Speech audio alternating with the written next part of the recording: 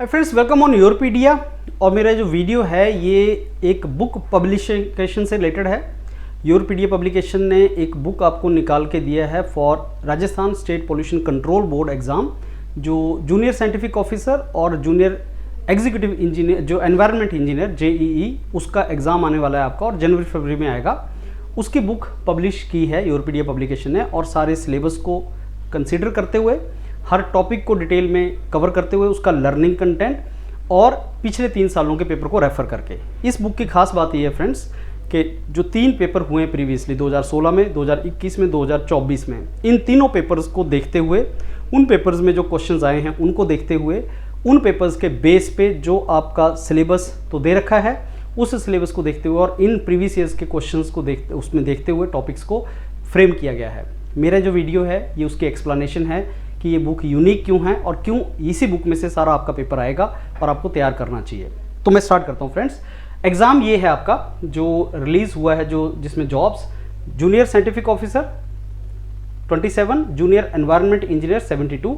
अभी 16 दिसंबर तक आप इस एग्ज़ाम को फॉर्म को भर सकते हैं। पेपर का जो पैटर्न है वो पार्ट ए पार्ट बी में है। 60 मार्क्स आपके पार्ट ए जो टेक्निकल आपका सब्जेक्ट से रिलेटेड पेपर है, 15 पार्ट बी है। और ये जो बुक है ये पार्ट ए को कवर कर रही है, 60 क्वेश्चंस को कवर कर रही है और मेरे को स्ट्रांगली लगता है कि सारा पेपर इस बुक में से आएगा। अब पार्ट ए का जो JSO और JEE का सिलेबस उसमें थोड़ा सा डिफरेंस है, लेकिन जो सिलेबस आपका JEE का है वो ज़्यादा डिटेल में है, इसलिए उसी सिलेबस में JSO का सिलेबस भी आपका आता है। ये पार्ट ए और पार्ट ए में जैसे अलग अलग टॉपिक हैं, environment, general knowledge, environment impact assessment, legislations, waste water, industrial waste water analysis, pollution, air and noise pollution, municipal solid waste, ये आपके सारे टॉपिक हैं। अब आज इस बुक में मैं आपको पहला चैप्टर जो हमारा पब्लिश हुई है बुक, उसका पहला चैप्टर दिखा रहा हूँ, national international events related to environment.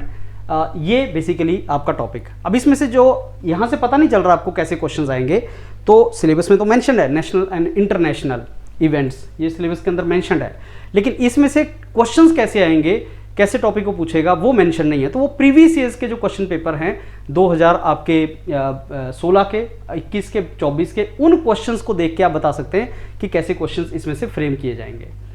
अब इसमें ये आपका JEE का सिलेबस सेम जैसे JSO का सिलेबस है, ये JEE का सिलेबस है, ये भी आपका सिलेबस वैसा है। अब इसमें से आपके जो बुक हमने पब्लिश की है वो ये बुक है, JEE JSO Rajasthan state pollution control board की बुक, योरपीडिया पब्लिकेशन की। और इसमें गलती से 2500 लिखा है, ये 3500 क्वेश्चन इसके अंदर है। योरपीडिया पब्लिकेशन की बुक है ये। अब इसमें कैसे बनाई गई है मैं आपको बताता हूँ। पहले तो सारा के सारा कंटेंट टेबल है जिसमें आपको दिया हुआ कि किस टॉपिक में से कितने क्वेश्चंस आपको दिए जाएंगे। ये थोड़ा सा इसमें चेंज है, 3500 क्वेश्चंस हैं। शुरू में 2500 का प्लानिंग था, लेकिन 3500 इसमें ऐड हो गए हैं। तो ऐसे ये हर टॉपिक में से कितने क्वेश्चंस हैं, जैसे एनवायरनमेंट जनरल नॉलेज में से कितने हैं, waste water, industrial waste water engineering में से कितने हैं, और हर टॉपिक में से कितने कितने क्वेश्चन फ्रेम किए गए हैं। और लास्ट में मिसलेनियस भी है कि अगर कोई टॉपिक कवर नहीं किया गया, हमें लगता है इंपॉर्टेंट है, तो उसमें वो डाला गया है। तो ऐसे आपके फ्रेंड्स हर टॉपिक में से कितने क्वेश्चंस बनाए गए हैं इसमें, वो इसमें डाला गया है। अब ये तो हो गया कि कितने क्वेश्चन कितने में है, कंटेंट है आपके लिए। अब बुक चैप्टर नंबर 1, पहला बुक का जो चैप्टर है, जो आपका मैंने बताया नेशनल इंटरनेशनल इवेंट से रिलेटेड है चैप्टर, पहला चैप्टर है बुक का। उस बुक को कैसे बनाया गया है कि हमने प्रीवियस ईयर्स क्वेश्चन उठाए 16, 21, 24 के, इन 3 साल के प्रीवियस ईयर्स के क्वेश्चंस हमने उठाए और उनमें देखा कि क्वेश्चन क्या आए हैं। अब इंटरनेशनल इवेंट में से ब्रंडलैंड कमीशन में से क्वेश्चन आया है, तो ऐसे और भी कमीशन है, वो भी आइडिया लगेगा मेंटर को। उस क्वेश्चन का डिटेल सोल्यूशन, तो प्रीवियस ईयर्स के सारे क्वेश्चन और उनका सोल्यूशन। अर्थ डे है तो इन्वायरमेंट डेज और भी इंपॉर्टेंट होते हैं, एनवायरमेंट डे भी होता है, you understand. So there other days also. तो अर्थ डे से हमें पता लग गया कि भाई वो चीज़ टॉपिक भी इंपॉर्टेंट है, हमें करना है। नेशनल पार्क की बात आई तो इंपॉर्टेंट नेशनल पार्क और उनमें से उसका जो एनवायरमेंटल कंसर्न है वो भी पूछा है। फिर यूनाइटेड नेशन कॉन्फ्रेंस जो आपकी आई है, कैसी कैसी कॉन्फ्रेंस होती हैं, कोप कॉन्फ्रेंस होती है, वहाँ से पता लगा। फिर नेशनल पार्क्स जो कुछ इंपॉर्टेंट रेलिवेंट हैं, कुछ तो ऐसा भी होता है कि कोविड के टाइम के पेपर थे तो इन्होंने वैसे भी पूछा है कि कोविड के टाइम पे कौन सा नेशनल पार्क बंद हो गया था, क्वारंटाइन कर दिया गया था, तो कुछ तो वो भी है। फिर ये हमें स्टॉकहोम डिक्लेरेशन में से क्वेश्चन आया तो हमें पता लग गया, सुंदरबन बायोस्फीयर से क्वेश्चन आया तो हमें पता लग गया कि कहाँ कहाँ से आ रहे हैं। उसी तरीके से ग्रेट स्मॉग वाला जो इशू है लंदन का, वहाँ से क्वेश्चन आया तो हमें पता लग गया वहाँ से भी क्वेश्चन आ सकता है। तो ऐसे हमें अलग अलग टॉपिक में से पता लग गया कि क्वेश्चंस कहाँ से आ सकते हैं।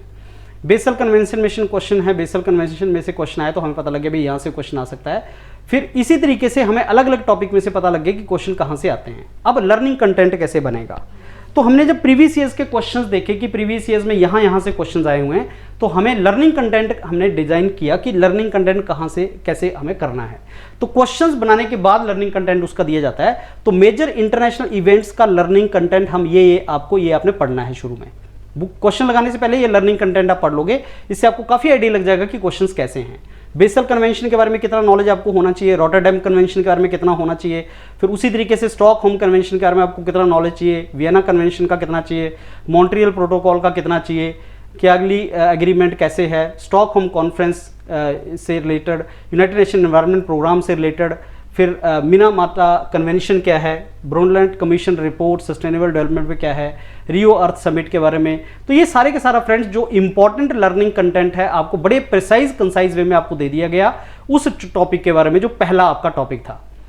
अब उस टॉपिक के कंटेंट के बाद ये कंटेंट क्वेश्चंस जैसे आप बनाते हो तो क्वेश्चंस के बाद आपका कंटेंट बनता है। एनीहाउ ये 5-7 पेज का कंटेंट आपको हर चैप्टर का शुरू में मिल गया, फिर उसके बाद क्वेश्चंस आ गए। फिर क्वेश्चन जो हैं वो इन्हीं कंटेंट को कवर करते हुए सारे क्वेश्चन हैं। मेरे को लगता है 200 क्वेश्चन जो आपको दिए गए हैं, फिर ये सारे के सारे क्वेश्चंस अपने आप में सब कुछ कवर कर देते हैं। फिर मेरे को नहीं लगता कोई भी ऐसा टॉपिक होगा जो इससे बियॉन्ड आएगा, इससे बाहर आएगा। सारे क्वेश्चंस आपके इन्हीं में से वो पूछ लेंगे।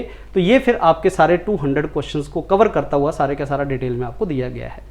तो ऐसे सारी की सारी फ्रेंड्स ये बुक बनाई गई है, इस तरीके से इसको डिजाइन किया गया है और ये आपका पूरा बना हुआ है।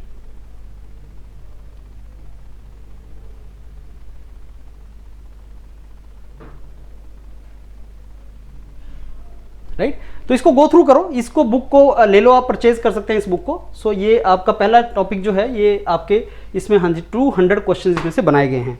तो इसी तरीके से पूरी बुक है जिसमें 3500 क्वेश्चन है। प्रिपेयर करो and I am telling you paper आपका जो वो यहीं से आएगा। मेरे को लगता है पूरी बुक आप रिवाइज कर सकते हैं 15-20 दिन के अंदर अच्छी तैयारी हो जाएगी इस एग्जाम को, इसको पढ़ के जाना। Thank you.